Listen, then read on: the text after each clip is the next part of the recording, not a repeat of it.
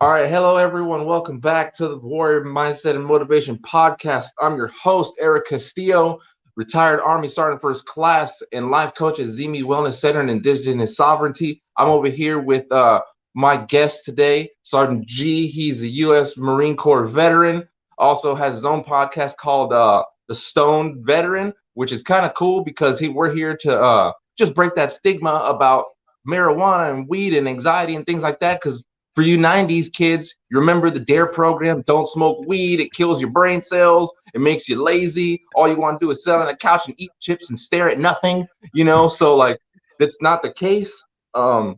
He's a he reached out to me, and I feel like he adds some value to the veteran community and stuff. He's a nice guy, and I'll go ahead and let him introduce himself and some of the stuff he's done and things like that. So go ahead there, Sergeant G, take it away.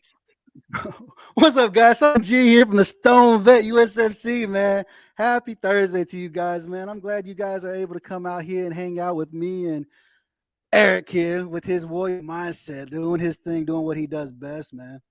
That's the biggest goal for us veterans, man. We've lived life, man. A lot of us nowadays, man, this time, this era, man, we a bunch of war vets, man, right? We all did time in Afghanistan. And guess what? We got out. And we're like, what do I do now? I ain't got bombs going off next to me. I ain't got my brother to my left or my right anymore. I moved back home, or I moved somewhere else completely away from everything. And nobody knows who I am anymore. And like Eric was saying, man, our biggest goal, dude, is to provide you a purpose again. You know me, if you catch me every Friday, man, I am bringing somebody new that's a brother or a sister, and bringing them back into my show and bringing them into the community, bringing them into my community to say, hey, you have something that can benefit me. You have something that can benefit my brothers and sisters finding a purpose again after getting out of service. You ain't got Sergeant G telling you, hey, you got to be at work at this time. We got to be at PT at this time. You're going to lunch at this time. You need to be back from lunch at this time. We're not getting off until 18, 2000 because we got equipment that needs to go out and needs to be out before tomorrow. You don't have somebody telling you that anymore. And we get lost. We get lost in life. And guess what? We get stressed. Our anxiety kicks in. Depression kicks in. I ain't got a job. I ain't got no food. I don't have a house. I don't have a car. Whatever it is, we all are living life, and we're trying to figure out how do we live life again. Like, what are we supposed to be doing? Where's my purpose? What is my purpose again? And bringing out just different various guests. That's why I love my show. This Friday I got Brandon. He's down in Houston, Texas. He is a transition coach. He helps you transition, regardless if you're just getting out or you've been out for a few years and you're like still trying to figure out, what do I do with my life? Where am I supposed to go? And with Eric, I mean, you see his guest on here. He's bringing things on to help. How do we deal this, And me being the Stone Vet, man, my biggest goal is to break the damn stigma.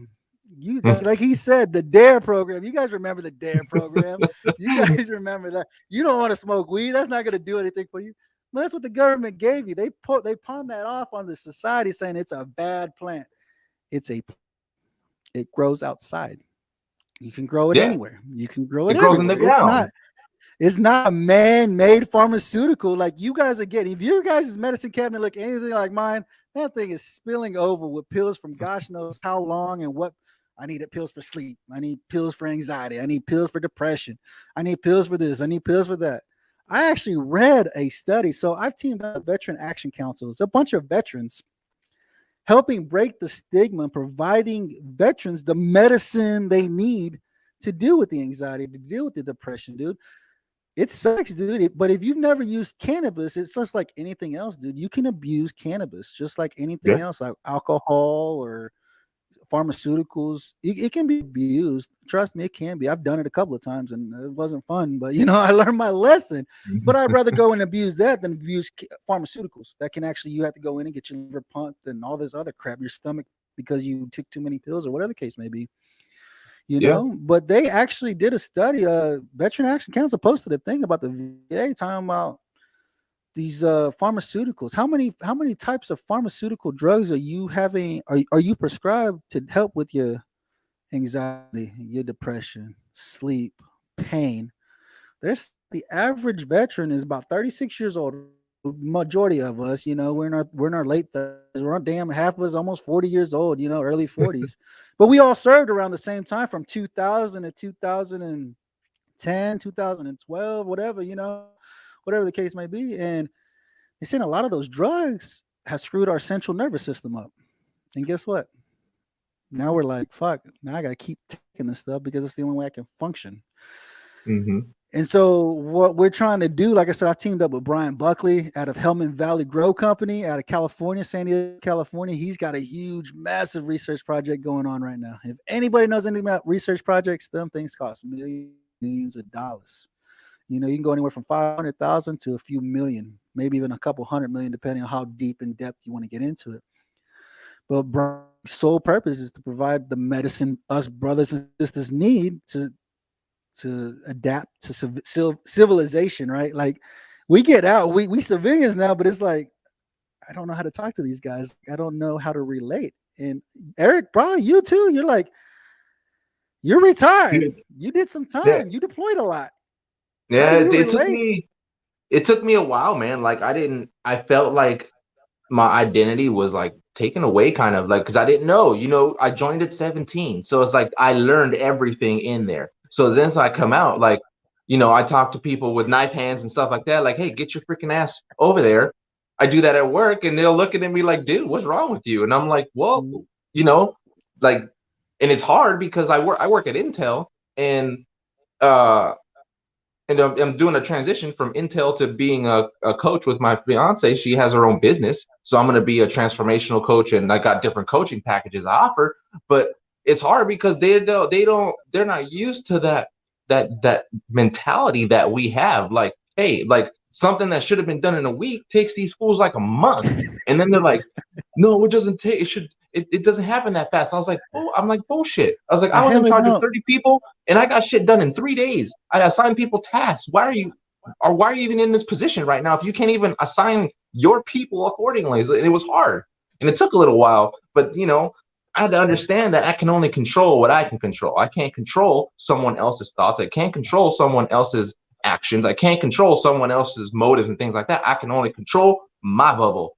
That's it. And that's hard. You being a retired sergeant first class, that's hard, right? Because you're like, I'm a fucking leader and I control how these people feel. I control if they're happy. I control if they're sad. I control if they're mad.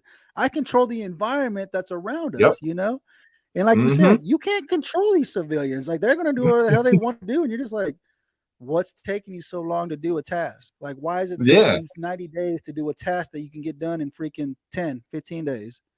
Yeah, no, totally. Like it was definitely a culture shock, needless to say. And what's important is that you have a good support network.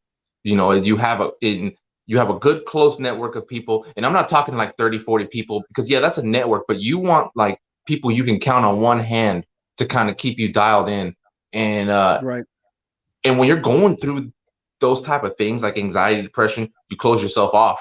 And you don't even know you're doing it. You don't answer text messages. You don't answer calls, and you're just like, oh, I don't want to burden people with my problems.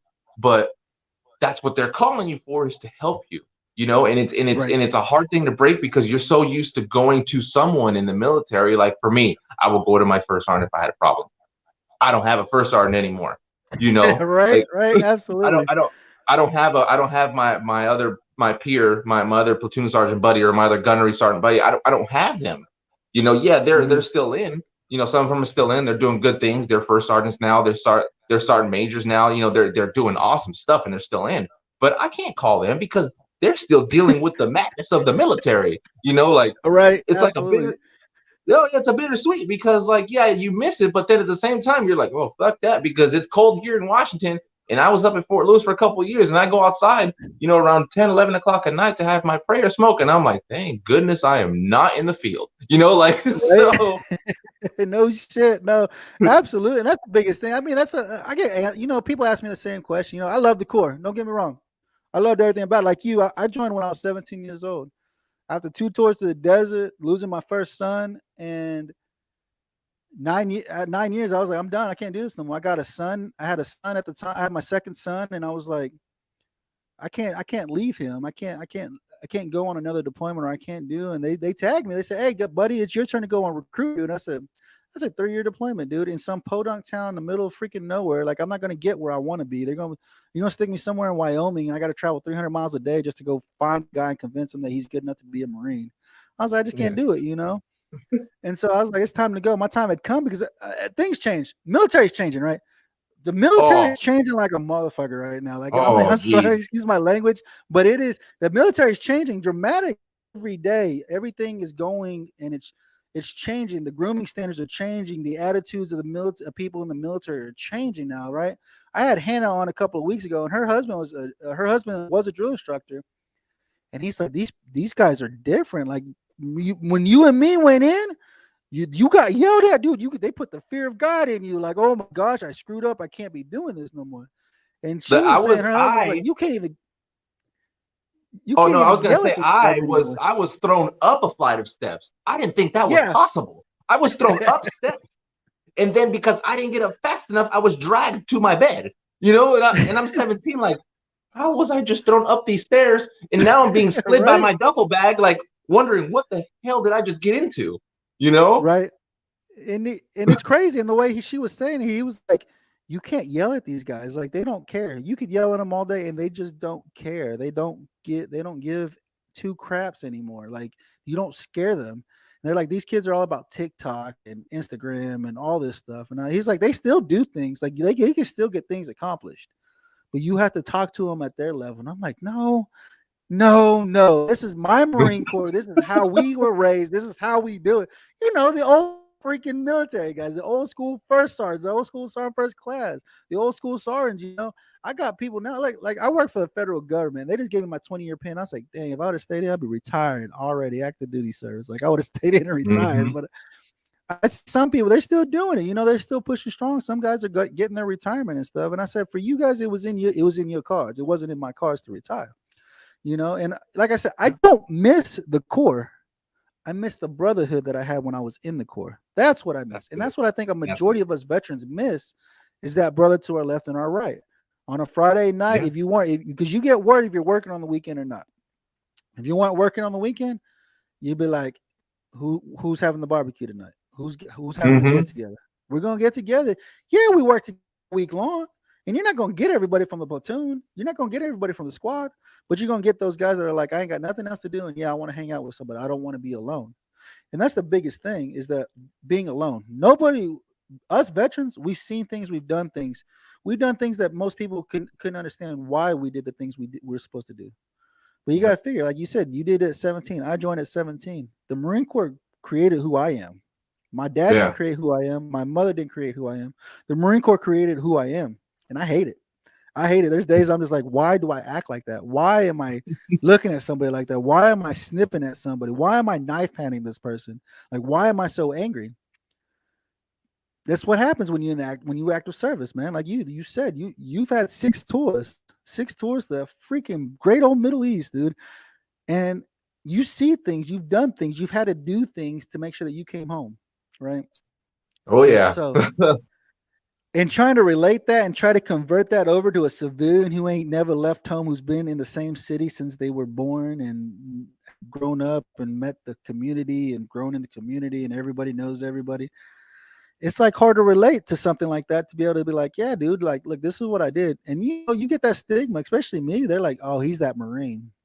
Yeah, you don't want to talk to him. And I'm like, why? Because I carry a big old Marine Corps emblem? Well, I mean, it's okay, dude. I mean, not everybody can do it. You know what I'm saying? You hear people, I was going to join. Don't tell me that. I don't want to hear it. Don't even start a sentence like that. When you approach me, don't start a sentence like, I was going to join. No, you weren't. Don't lie to me. You ain't got to lie to me. I give people some grace. I give them grace because sometimes there are those few that we're going to, but can't. Like, legitimately can't. Medical, like being diabetic. Like, I'm diagnosed type 1 diabetic while I was in the service. That's why I never finished the 20 and I got medically retired at 17 and a half. Wow. But those people can't join. People with asthma and I say, okay, I entertain the sentence, but then once I start hearing the crazy stories about a mom or this, and I didn't my girlfriend, boy, and then I'm like, okay, no. Okay, maybe you should have, but I mean, it's yeah. So I try to give those people just a little bit of grace, just to kind of see, Right. because sometimes there are those legits, and I was like, you know what? And I would tell. I've actually had a few where they said they couldn't because of some disease or some medical illness that they've had, and I'm like, you know what? I was like, just by talking to you, and I kind of give them that inspiration so they don't beat themselves down. I'm like, you know what? You would have been an outstanding soldier. You would have been an outstanding Marine. Right. Or yeah, because they need that, because they kicked themselves in the butt because that's what they wanted to do and they couldn't do it. And I Right. promise that no one's told them that they would have made a good service member. So, Right. like, when you tell them that, for all I know, that just inspired their day. You know what I mean? Right. Yeah. So it's like No, you gotta, I give them a little bit. yeah. You better than me, man. You get more benefit of the doubt. I'm just like, man, I don't even. I was like, just talk to me. I said, dude, just talk to me. I can't. I mean, I got the big old EG. I got the skull and EGA in the back window of the truck, and I carry it with pride. I mean, even in my logo itself, I have it to where it's in the cover. It's in the utility cover that we wear every day. In the Marine Corps. Yeah. It's like they say, dude, we have pride. Marines are huge. My wife said, you all are some cocky SOBs. That's all I would have said. I said, we confident in SOBs. There's a difference. She's like, no, y'all cocky. Y'all make it out like nobody can touch you. Nobody. I said, we didn't give ourselves that stigma. Like, we didn't give ourselves that image. They gave us the image that we are untouchable type people, But I was like, and I love it because, with you being Army, I love hanging out with the Army. I love hanging out with that served, you know what I'm saying? Because I was like, I tell people, I said, it's only us, the only ones that can give each other crap. If anybody else tries to come in and try to give you crap, dude, I'm like, you can't, you have no foot to stand on. It's like the Yeah. big brother syndrome. You know what I'm saying? Yeah. And I that's give it to the that's the Marines. biggest thing. I give it to Go the ahead. Marines. And when I was in Hawaii in the training area, I was watching the Marine artillery guys, same job as me, just the Marines, and they were doing their occupation and things. And this guy was on top of the FMTV, which is the big 5-ton truck. He was on the top trying to get something unstuck from there. This guy fell straight on his back. Boom! Laid there for a sec, got up and kept going. And I was like, this? I mean, it was like 6 of us. We're like, did you just? I was like, dude, I would have stayed there for a second to collect what the hell just happened. But he just got up like it was on a trampoline and kept working. And I was like, bravo there, young guy. Like, come talk to me in 10 years when you're getting out. Let me know how your back feels, like Right, no lie. And that's the biggest thing. And it's like I was talking to my VSL the other day, and I told him, he said, that's the thing about Marines, he's like, you guys don't ever. I was like, I didn't go to sick call. I said, I didn't go to sick call unless I was like die of sick or I really hurt myself really bad, And he says, Yeah. because you a freaking jarhead, dude. He said, you guys are. He goes, oh, I'm a weenie. I don't need to go see a doctor. I'll be all right. Give me a couple. I mean, I felt with this big freeze over here in the central part of the country, man. We had this ginormous freeze that came from Canada and froze out the whole middle of the country. They said at one point 72% of the country was covered in snow. This freaking cold front came through and it came in kicking everybody's butt. I mean, I'm sure you probably heard what happened in Texas. I mean, they were getting snow down in Houston. Like, it was that cold. Like, they were getting snow down in Houston. And so and me, I freaking pipe. So I go in the attic, I start thawing out pipes, and I slip and I fall through the freaking ceiling, and this freaking 2x4 caught me right on the hip. I got this hellacious bruise. It's all purple and black just across my hip. And then I sprained my wrist. I told my wife, I said, man, my wrist really hurts. Like, there for a couple of days, it was to a point I couldn't move it. She's like, you fractured. I said, I didn't fracture it. I said, give it a couple of days. It'll be all right. Give me some ibuprofen and it'll go away. And here it is almost a week later. And I'm like, dang, my wrist still I can't put any kind of weight on it right now. And I was like, you got to go see someone. I was like, nope, I ain't going to see nobody. I ain't going to see nobody. I'm done with it. I'm not going to do it, And so, I mean, that's the thing. I mean, with us, I mean, being brothers, I mean, we all signed that dotted line. I always stress about it. We signed that freaking. I said, dude, I don't know what walk of life you came from, but I got your 6, man. I got your 6. Yeah. And ain't nobody gonna walk up on you and scare you. Ain't nobody gonna come up behind you. I got you. You know what I'm saying? That's my tag out line for every one of my shows, is that we got you 6. Because the biggest problem right now in our society, right now, they say we sit at about 22 veterans a day. As we're shooting this show right now, me and you sitting here talking, one of our brothers and sisters taking their life right now. And it's sad to say that every day we're losing a brother and a sister. And like you, I mean, with the purpose of your show, the purpose of my show is that, hey, I'm giving you a purpose again. I'm giving you a reason. I want to jog your mind and say, what is it that I can do? How can I help somebody?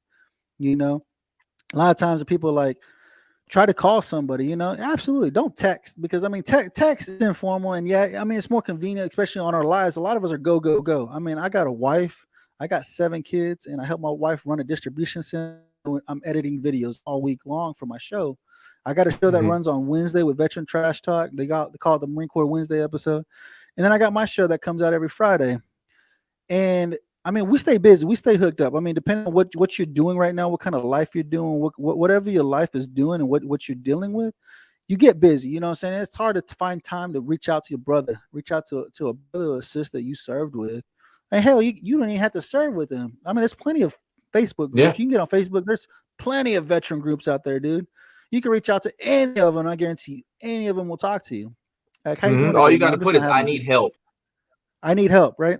I'm dealing with some stuff right now. The demons are attacking me, and I don't know what to do. And Yeah. I've talked about it on my show. I said, dude, I have demons I deal with. Like everybody else, I put them in a box. I just stuff this box full. I fold up the box and I put it on the shelf. It's just like going in your garage. You put a box on the shelf. Said, I don't want to deal with you right now. I'm just going to put you up on the shelf. I don't want to deal with you. And you know what I'm saying? And me, I don't like dealing with emotions. I don't like dealing with feelings. I don't know how many people really do like dealing with them. If you can deal with them and you can get away from them, hey, more power to you. You're doing something right, and I may need to bring you on the show so you can tell me how to share it with everybody, how to deal with the demons that we deal with every day. Here, But like me, I'll give you a little I'll give you a little tidbit about emotions, and I talked about it on one of my previous things. So like when you break down the word emotion, right? You break it into two parts. There's the E, which is like energy, and then there's the M, which is the motion, which is the verb.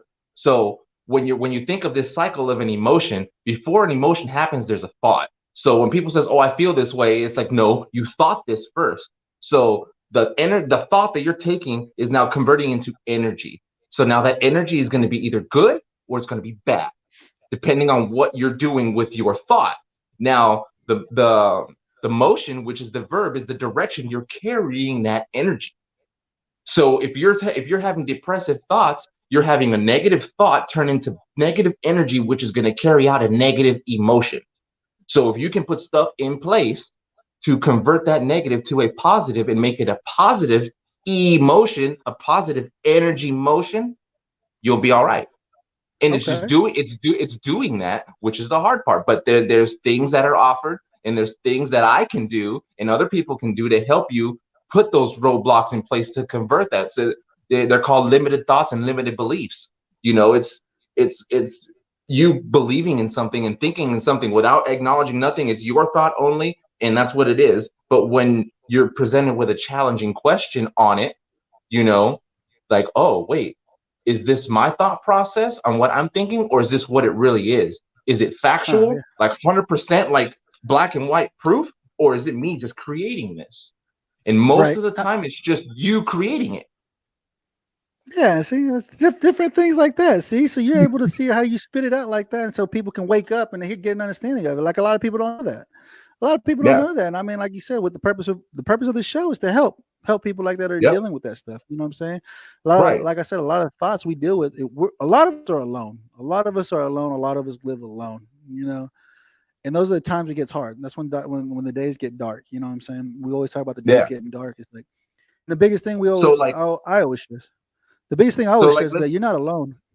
Yeah, no, you're not. And I want to actually kind of hit up on some of your deployments too, because I know you did two to Iraq. One was during a surge, um, and I know that was an interesting place. And I don't know if you knew. I had a previous guy come on here. His name is Jake. He was in the army, and he was there in Iraq during the surge also, but he was in the army. So you guys may or may not have crossed paths Oh, during that surge. So I'm sure we probably were. So for me in '03 during the insurgence, so I got tasked. So like I said, I joined the Marine Corps at 17 years old. I went in to be a water purifier, is what they told me I was going to be. I didn't want to be a water purifier. I was for it. So that was a whole different ordeal. So I joined the Marine Corps, and my recruiter was a bulk fueler. He's like, I'm a bulk fueler. I said, I want to do that job. You don't have to be that smart to fill up a freaking. I can get out, come back, and work at the airport filling up airplanes. Right? How cool would that be? bulk fueler, right? Bulk fueling. He never signed me up for that damn job. He signed me up to be HVAC. He's like, you can be HVAC. I was like, oh, cool. After I got done with my training and stuff, after boot camp, I go do some training, some combat training. And they said, oh, you can go to be Aberdeen, be an HVAC guy. I said, oh, even better, dude. Like, I could do HVAC, really? I said, that's going to be even better. I like that, I got stuck in Aberdeen for about 2 weeks, and then right before class was about to start, the commander called me in the office. He said, "You're too stupid for this school. You can't go to this school." He said, "I'm sending you down to Camp Lejeune, North Carolina." I was like, "Fuck." I said, "What am I gonna do now?" I said, "You're gonna be a water boy." I said, "You motherfuckers." I was like, "Damn it, dude! Like, seriously?" I'm gonna be like Pauly Shore, man. I'm gonna be like Pauly Shore. All right. I went out there, and then I did my 90-day stint of training over there, and they said, "Hey, where do you want to go? East Coast, West Coast, overseas?" And I was with my wife at the time. She was my girlfriend at the time. She was still in high school, still doing. I was only 17, dude. You know what I'm saying? So she still had school to finish up. She still had high school. She still had a year of high school to finish up. And I was like, if I stay in the States, then what I'm saying, she can't come with me because she's still in high school, still trying to finish up high school. And I told him, I said, "What do you recommend for a young?" I had just turned 18 in MOS school, and I said, "What do you recommend?" He said, "Okinawa. Go to Okinawa, your first duty station." I said, "All right." I told my wife, I was like, "You still got to finish up school. I'm going to go to Okinawa now," because he told me if I don't go now, they'll send me my last year because I was only going to do 4, He said, they'll send you your last year and then you try transitioning out of a different country on your last year. I was like, yeah, that wouldn't be nice. That wouldn't be pretty, Mm-hmm. That's why send me to Okinawa. So I got Okinawa. Boy, that was the best year of my life. I tell you, I was like, this is awesome, dude. We didn't have Cinderella clause. After when our year was up, they started implementing Cinderella clause and all. You have to have a battle buddy when you go anywhere. The group I went with, they tore up that town. I was like, you guys are idiots, dude. Like, you guys, I got to start climbing the balcony to go to the restroom, like breaking into houses. And I was like, what is going on, dude? Like, no, I said, you guys are. And so after all that, they said, nope, Cinderella clause, and you got to have a battle buddy everywhere you go, 2 to 3 people at a time. Every time you go anywhere, you got to have 2 to 3 people with you. I'm like, man, And so I did that. And after I got done, I did my year over there. They said, "Hey, you want to go swing with the wing?" I was like, "Sure, why not? I've been over here with the maintenance readiness battalion. Let me go swing with the wing. Maybe, let me take a break. I've been working, 18-hour days for a year. Like, I mean, we're taking out diesel engines, replacing diesel engines and everything you can imagine, heavy equipment, Humvees, generators, huge diesel engines, just huge 4th echelon maintenance, taking everything out and putting everything back in. That's how I go swing with the wing, So they sent me over to New River, North Carolina, just like a sister unit of Camp Lejeune. It's just a couple of miles away from Camp Lejeune. It's just the air station, water wing aircraft at. I went there, and then sure enough, man, 2003 comes up. My son is born. 2 weeks later, they say, "You're going to Iraq." I'm like, "Golly, dude, you got to be kidding. My son was just born, They signed me up, sent me to Iraq. So me being coming from Okinawa, my chief said, "You are my maintenance guy." I said, "I'm an E3, dude." I said, "You got E5s, E4s, and E5s in here that you should be derelict in this duty to." He's like, "They don't know maintenance like you know maintenance." I was like, "Oh, and that's my fault? That's not my fault. This guy's been in for freaking 5+ years. He don't know maintenance? How does he not know maintenance? This other guy's been in 3 years. How do they not know maintenance? Where do they come from that they don't know maintenance?" Because being an engineer, that's the biggest part of our job is maintenance. How do you maintain your equipment, Yeah. Being an engineer, our walks of life are from HVAC, refrigeration, heavy equipment, freaking generators, water purifiers, anything that falls under the engineer field, And that's what I had the joy of doing, was just working on diesel engines, and I loved it. I was like, this is a blast. I love doing this. They weren't giving you no certification. So when you got out, you could say, well, I'm a certified diesel engine mechanic, No, they're not going to give you. You just know how to do it, Mm-hmm. And so back in 2003 is when, they sent me, I got sent to the border, the Iraqi-Kuwaiti border for the insurgent. So I was a support squadron. So we were one of those bodies out, supplies in type mission. We actually had to build the flight line out of sand. I worked with a bunch of heavy people. And when the C-130s were coming in, dude, we didn't have stuff. We didn't have mat to lay down for planes to come. They were out there running 24-hour operations, building this flight line out of sand. Every time a freaking plane came in, they had to go back out and fix the runway. Like, I mean, it's sand. It's sand with lime in it. I mean, it's only so hard. So, and that's one of the things I was blessed was to work out there as a freaking lonely E3. I was working out there with a bunch of sergeants. They're like, "You are in charge of all the maintenance out here." I'm like, "This is ridiculous. Do them pay me the money to do it? Like, you guys are getting paid more money than me, but I have to maintain all this, and you guys ain't having to do any of it, man." But that was a joy. I mean, it sucked. Like, I don't know how the war progressed, but I mean, we had a TAC phone in a bunker, and that's how we were able to call home. So if you didn't get up at like 2 in the morning, 3 in the morning, then beat somebody to the TAC phone to call a random number, a random base to say, "Hey, transfer me out to call this phone number for me so I can talk to my wife for a minute," or whatever, my girlfriend or whatever. And I was like, we didn't have there was no internet when I was there in 03. There was nothing. Like, it was brand new. Everything was brand new. And I know as time progressed, because when I went back there in 05, that's when they started having internet. That's like for the first time the internet started coming out and stuff like that. And but yeah, in 03, man, it was nuts. And like I said, I was there. I was on the border, the Iraqi-Kuwaiti border. You're watching the freaking oil rigs burning, scuds flying over every day, and you're just like, great, I got to run back into MOP level 4, back into the freaking bunker again. I think one night, I think we calculated 35 times in one night. That's how many scuds we had over our fob where we're at. And I was like, that sucks, dude. I'm just gonna put up a cot out here. I'm gonna sleep down here. I mean, these guys ain't gonna stop tonight. And so, I mean, there's things. I mean, there's just different things like that we deal with. I mean, like I said, I mean, we all come from different walks of life. When you're in the military, I mean, everybody grew up a certain way, and I think that's what helped us serve. And I know, especially in the Marine Corps, my wife always says, she said, the Marines are the hardest because nobody wants to join the Marine Corps. Half those guys were getting a jail sentence. They're like, you can go to jail or you can go in the Marine Corps. And they're like, well, I'm gonna go in the Marine Corps. I'm not going to jail. I'm gonna go do 4 years in the Marine Corps and I'm done. I'm not going to jail, And I was like, yeah, you're probably right. A lot of the people are probably like, no, man, I'm not. But I think right there, I think it's hard though I think it's hard whenever the military raises men. You know what I'm saying? And a lot of things have changed. I mean, especially now in the Marine Corps, now they're starting to do co-ed training. I guess the Army's been doing it for years. They do co-ed training, males and females. And the Marine Corps just started initiating. This is one of the big things that Trump pushed, was that the Marine Corps starts doing co-ed basic training. And I'm like, because I was like, in the Marine Corps, females have different standards. Different physical standards they have to meet when it comes to the physical fitness test and the fitness test and stuff like that. And when you start training with men, it's kind of like, man, I said they got it easier. But I mean, it's just like, you guys are Marines like me, but your score's a little bit easier than mine. Like, it's not fair that you can do this and I don't get the luxury of doing that. I have to do this over here, And it's hard. I mean, it's hard to see. It's hard. I just do the whole thing because it was always the women always trained in Parris Island. They always went to Parris Island. They had their own battalion. They had their own thing. They did their thing. They did the required training that was required of them in their own battalion. And now they're incorporating everybody together. And it's like, I guess for the new guys, they don't know anything. They don't know anything different. So for them, it's like, whatever.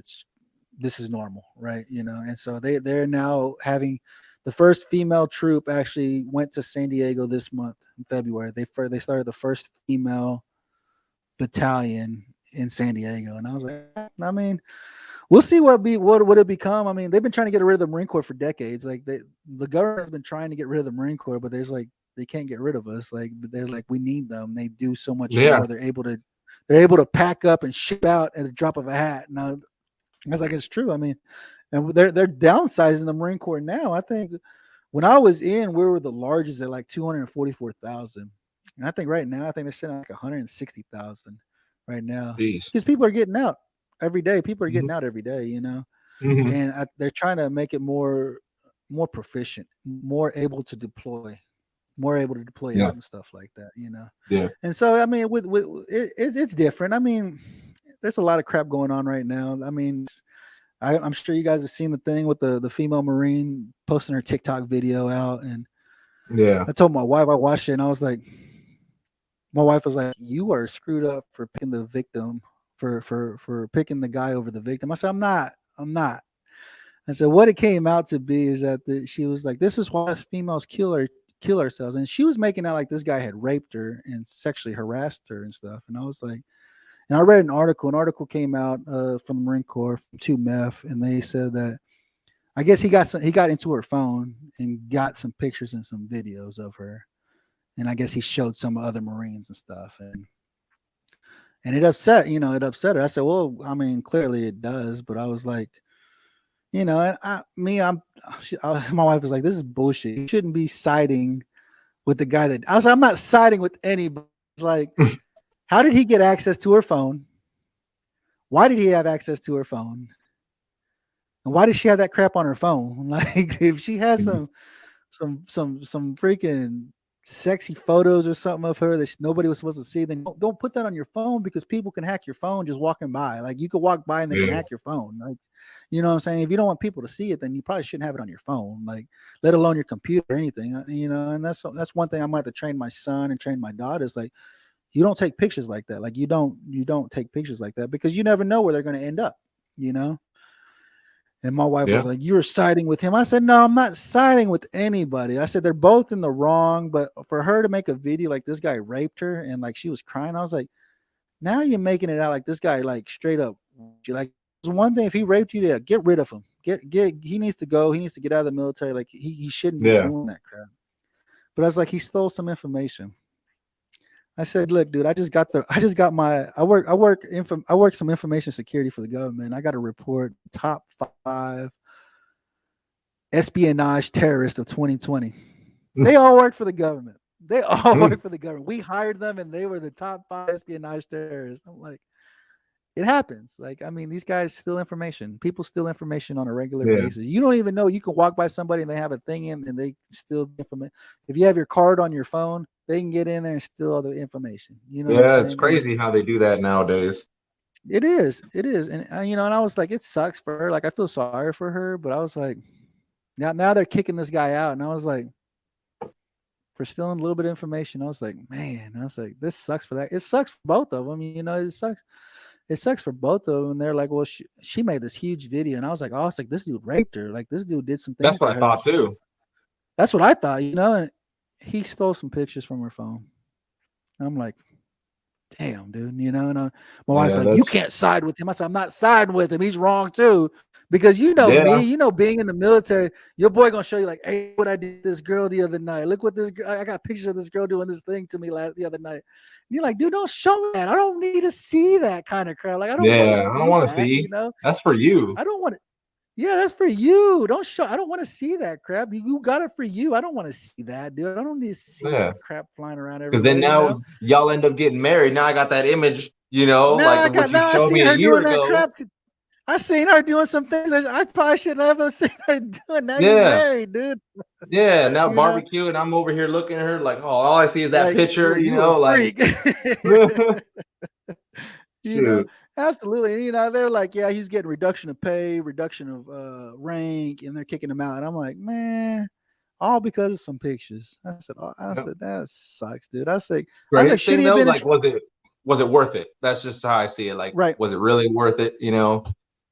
Yeah, that's the biggest thing. Was it worth it, dude, to show your buddy that you got a picture of your co-worker's breast or whatever? You got a video doing some things to somebody or whatever. Was it worth it now? It sucks, dude. Now you're getting kicked out of the military. You'll probably get you other than an honorable discharge or something. Mm-hmm. All because you stole some pictures. And you're like, now you're screwed. Now you're gonna have to wait a couple of years and fight it to hopefully get an honorable, maybe, if they'll give you one. If or even a general. Or even general, and then now you lost all your benefits. You've lost all your benefits now, and you're just like, golly, like what do we do now? And I don't know. That's what I talk about on my Wednesday episodes. I get a little political. I go everywhere, man. Wednesday episodes a little political, a little bit what's going on in life, and then my Friday episodes, like I said, is to provide a purpose again. Provide a purpose. How do you get to where you need to be again?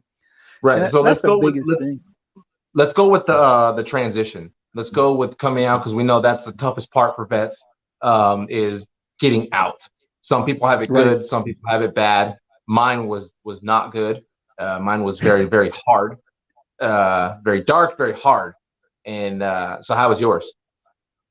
For me, man, sheesh. I've been blessed. The Lord has blessed me tremendously because I got out, like I said, I got out in '09. That was during one of the depression states that we were going through back in 2009, if you guys remember. Housing market was crashing, all kinds of crap was going on, right? I got out, I had bought a house back home. I bought a house back home that my wife's sister was living in.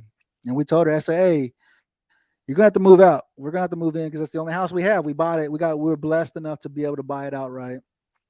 And I needed a place to live. I said, me, my wife, and my son, And it was a small house. It wasn't nothing fancy. I didn't have a job. I had the car and I had whatever money I had in my bank account that I had saved up. And it ain't a lot. I mean, being active duty, enlisted, we aren't really trained on how to put back for savings. Majority of the time, this is probably the most money we've ever made in our entire life. And for us, it's a lot. You know what I'm saying? Whether it's $900 or it's $1,900. You know what I'm saying? And so we don't ever save. We don't know how to save. It's just not in our mentality. It's not in our mindset. It's like I was talking with Lee Day the other day and Brandon, and I was talking to him. I was like, for the enlisted, life in the military is a little bit different versus an officer. An officer makes money. They make pretty good money, but a lot of them have gone to college and they've seen life before getting into the military. In the military, for the enlisted side, this is our job. This is what I do, and this is what I'm always going to do, right? For an officer, I said this is a job, but I need to start something. I need to start a business, or I need to start something. So when I get out, I have a business already. I have something I can go into. I can lean into before I transition. And I've met a couple of officers. That's what they do. They start a business while they're in. So when they retire, that business is already going, and they're able to work their business while they're working active duty. But for us, I mean, it's hard transition. That's the biggest thing. It's hard for us veterans to transition from active duty. Like I said, I mean, while you're in, you're getting a paycheck on the 1st and 15th.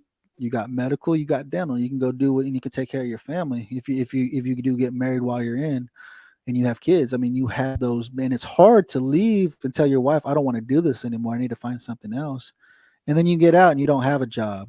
You ain't got no money. You got $1,000 in your savings account. And then you're trying to figure out, where am I supposed to live? How am I supposed to put down first and last month's rent, or whatever the case may be?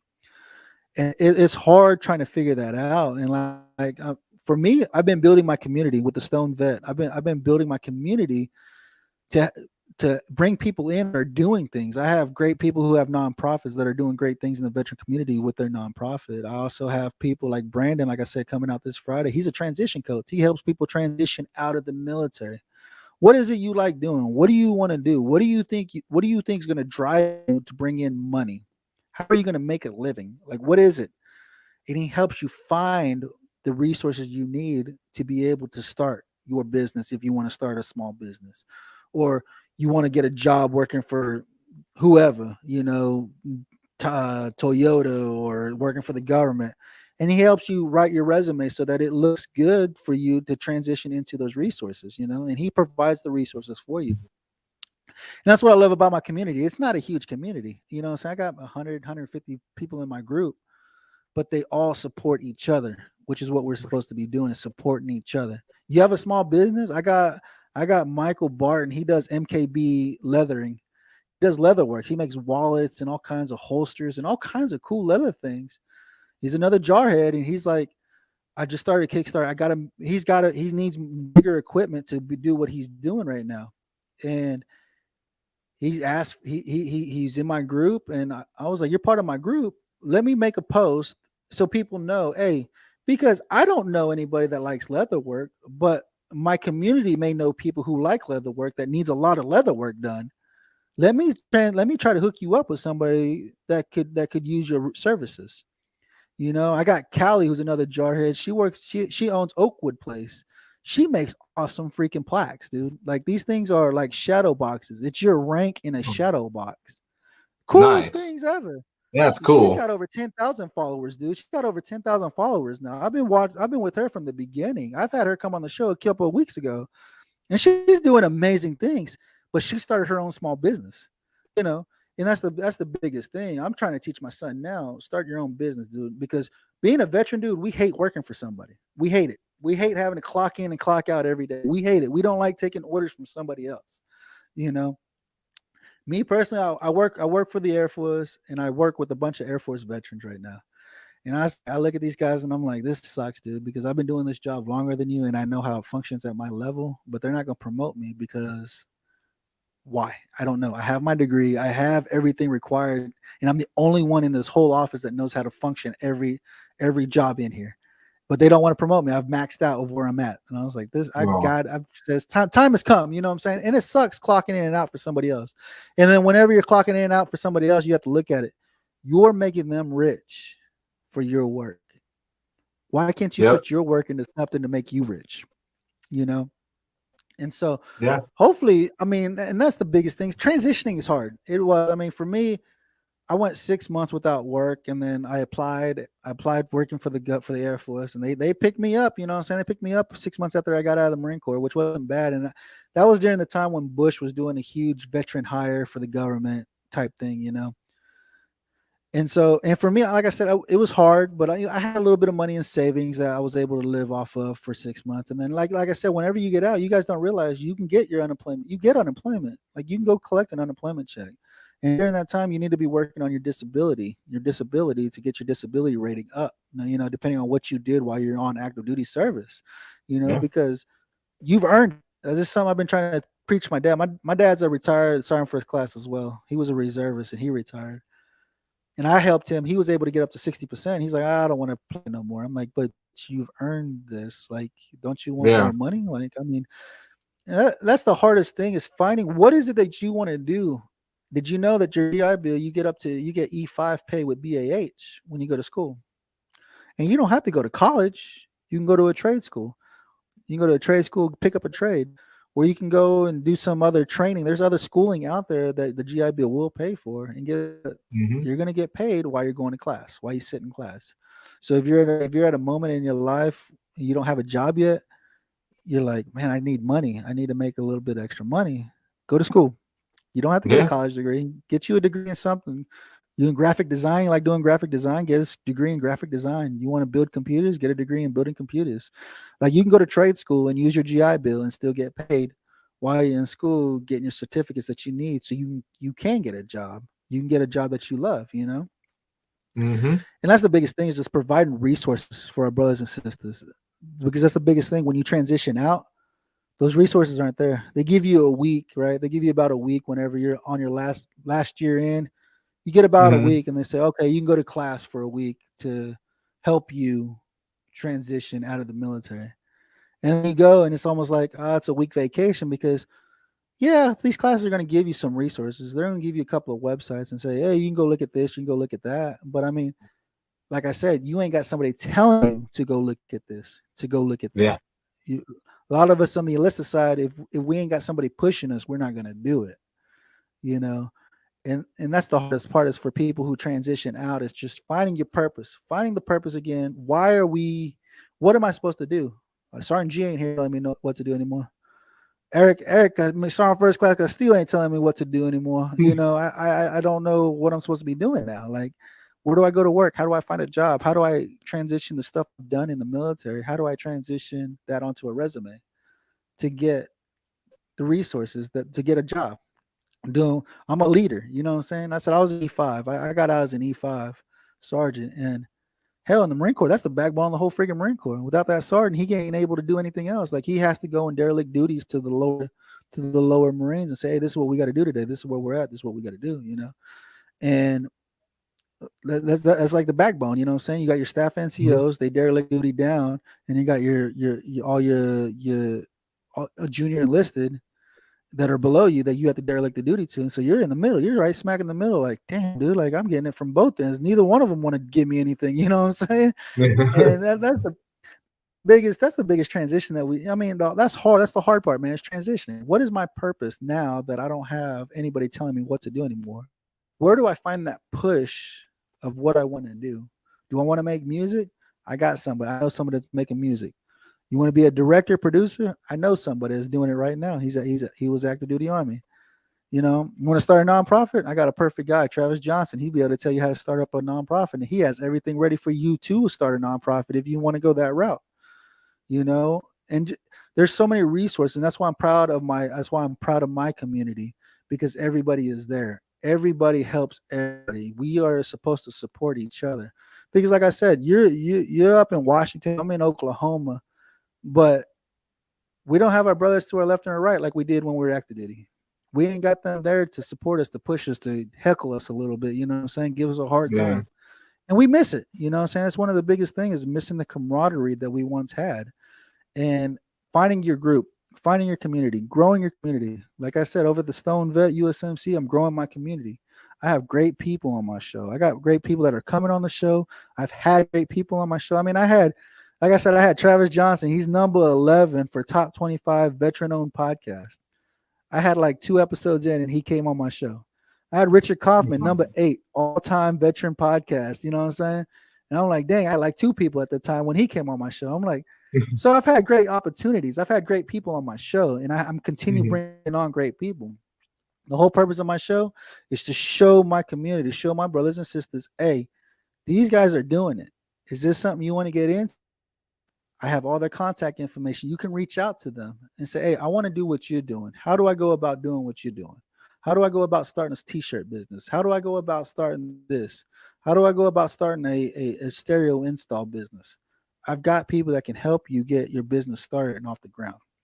You know, if that's the way you want to go, or if you want to go to work for somebody, I've got somebody that can help you write resumes to get your resume looking good to get hired on somewhere.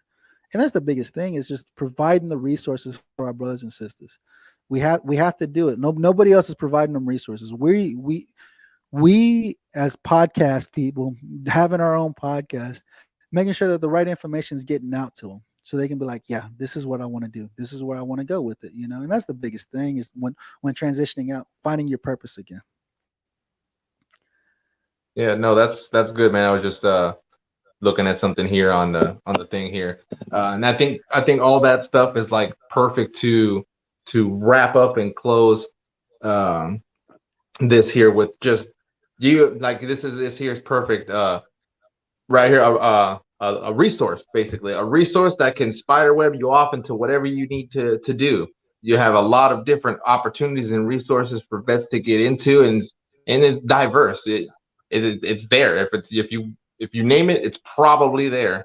And if it's Absolutely. not there, I'm sure that you can find it.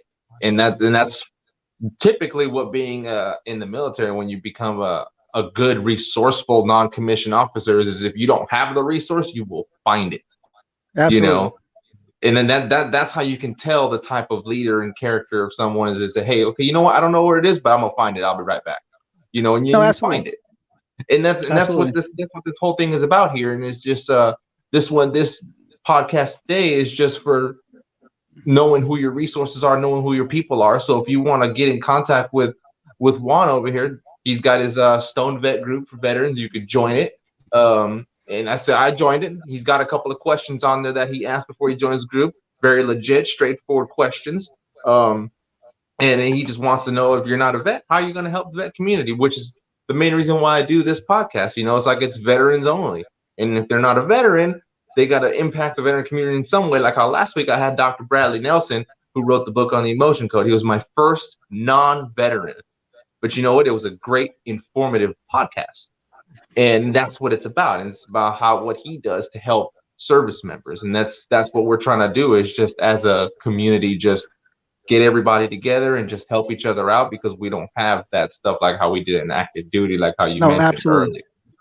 So Absolutely. And that's what it's about. That's what it's about. It's providing resources for everybody out there, man. You know, like I said, my wife started Rapha 180. I mean, when you go over to Rapha180.com, man, like I said, it's breaking the stigma. She deals with medicinal grade CBD. If you ever consider using CBD, because I mean, at one point there was a rush and people were like, nah, CBD don't work. It's just garbage. It don't work.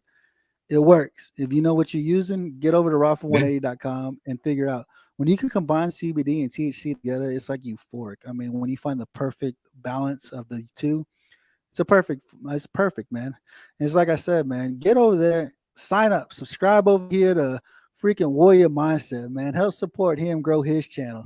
Get help, like I said, without you yeah, guys' support, our shows don't go anywhere. It's you guys that yeah, are coming in and hitting that subscribe button and sharing the information with somebody you may know that it could benefit. The same way with the Stone Vet USMC, man. Like I said, everybody wants to know how to reach me. If you hashtag the Stone Vet USMC, you're gonna find me. Go to Google, hashtag the Stone Vet USMC. You're gonna find everything. I tag everything with that hashtag, dude. You'll find my Facebook pages. You'll find my group. You'll find my YouTube channel. Everything is there, you know. And like I said, I didn't even know you could do that. Thanks to Richard Kaufman over at Know Your Why. He is, like I said, he's teaching me good things. And like I said, you have to build your community. You have to make sure that your brothers and your sisters are there to your left and your right, and the resources are there for you. That's the whole purpose. You're not alone. We're always here with you. We're always here to take care of you. If you ever need anything, you can reach out to us. And that's is support our community. Because like I said, while we're doing this show, one of our brothers and sisters decided life that they had enough. And we're trying to eliminate that number of 22 every day. And during COVID, I'm sure the number's gone up even higher. And it's sad to see that our brothers said, no, our brothers and sisters said, I don't want to do it anymore. And they went off with it. They went off and they took their own life. And I'm trying to reduce the number. That's my whole goal, is to reduce the number. If I can save one soul, I'm doing my job.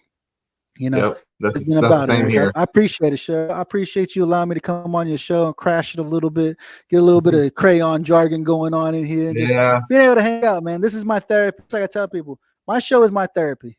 I'm able to hang out with the brother and hang out and just shoot the crap for a little bit and just remember what it was like when we served on active duty. It's about having that camaraderie again and building that camaraderie. I'm looking forward to seeing you in my community and allowing our community to grow together. And like I said, reducing that 22 a day that we continue losing every day. Yeah, no, I appreciate you coming on, man. I'm always looking for people. Everyone who I come on has been great, whether they're known on a larger scale or not. I've had a flux of highly known, not so known, but that's okay because everyone has a story. Everyone has a story to tell on how they got to where they are, what obstacles got thrown in their way, and how they overcame them, because they're still here. They're still here doing the best they can, and they're still driving and pushing forward. They're still moving forward. So that's why I try to bring vets on. I scout people. I look for people.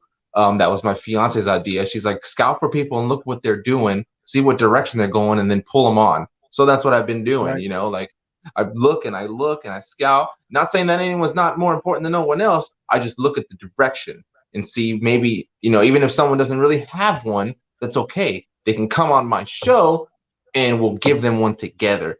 And I'm not just saying me, because it's not just me. It's we, as in us, the viewers, the person on the show, you know, people watching. It's just, we will get that person at least spark something in their head. And if we can do that, dang it, the rest is on them, you know. That's it. Right. Like we say in the Army, purpose, direction, and motivation. That's the whole point of this, you know. Absolutely. That's finding all your we purpose. do. Absolutely, son. So I appreciate you for coming on, man. Thank you everybody for tuning in today on the WM2 podcast. So stay tuned for next week. I'll have another special guest for you.